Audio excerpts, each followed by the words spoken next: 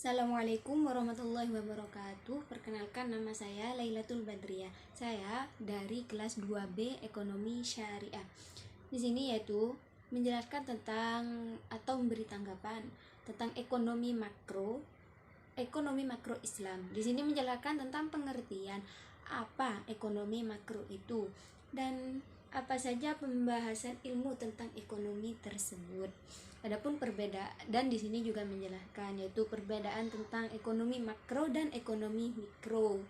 Kita juga akan memahami tentang pendapatan negara dan lain sebagainya, dan juga memahami tentang pendapatan ekonomi rumah tangga individu dan ada juga ekonomi perusahaan.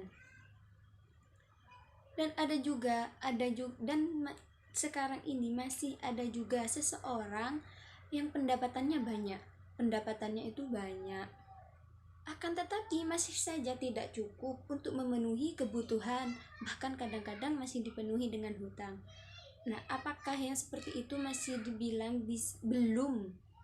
belum memahami tentang ilmu ekonomi?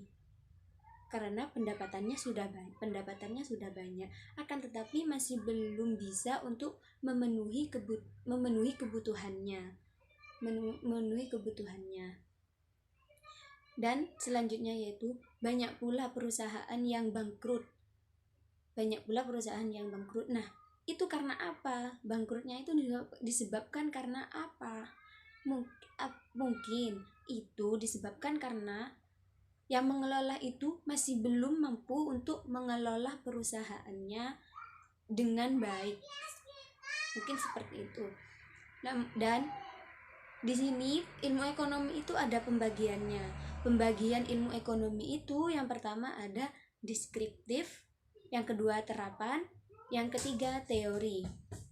Adapun yang teori yaitu ada mikro, yang kedua ada makro.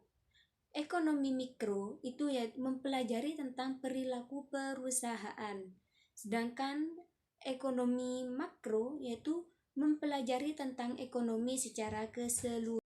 Nah, dan di sini juga ada konsep dasar ekonomi makro. Ekonomi makro yaitu yang pertama pendapatan dan pengeluarannya harus sesuai. Yang kedua penganggurannya.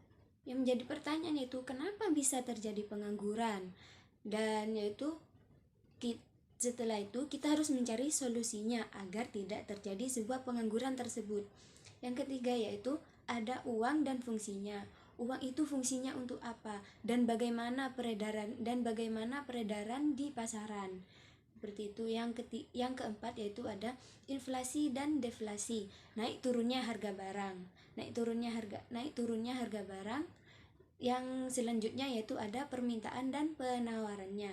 Yang selanjutnya yaitu ada keseimbangan antara barang yang beredar di masyarakat dan uang, itu harus seimbang, harus sesuai. Dan selanjutnya ada ekspor dan impor. Nah, jadi kesimpulannya di sini perbedaan antara ekonomi makro dan ekonomi mikro. Ekonomi mikro itu menjelaskan tentang kebutuhan tenaga kerja satu perusahaan yaitu atau individu. Sedangkan ekonomi makro itu kebutuhan tenaga kerja secara keseluruhan, atau bisa dibilang yaitu agar kita bisa memahami perekonomian daripada mikro, mungkin seperti itu.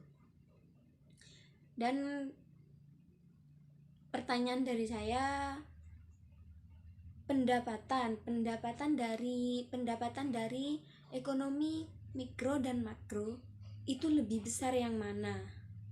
Nah, seperti itu. Kan ekonomi mikro itu kebutuhan tenaga kerja satu perusahaan. Dan sedangkan yang makro itu kebutuhan tenaga kerja keseluruhan, atau bisa dibilang seperti perekonomian negara. Mungkin cukup sekian dari saya. Apabila ada salah kata dari awal, mohon maaf sebesar-besarnya. Wassalamualaikum warahmatullahi wabarakatuh.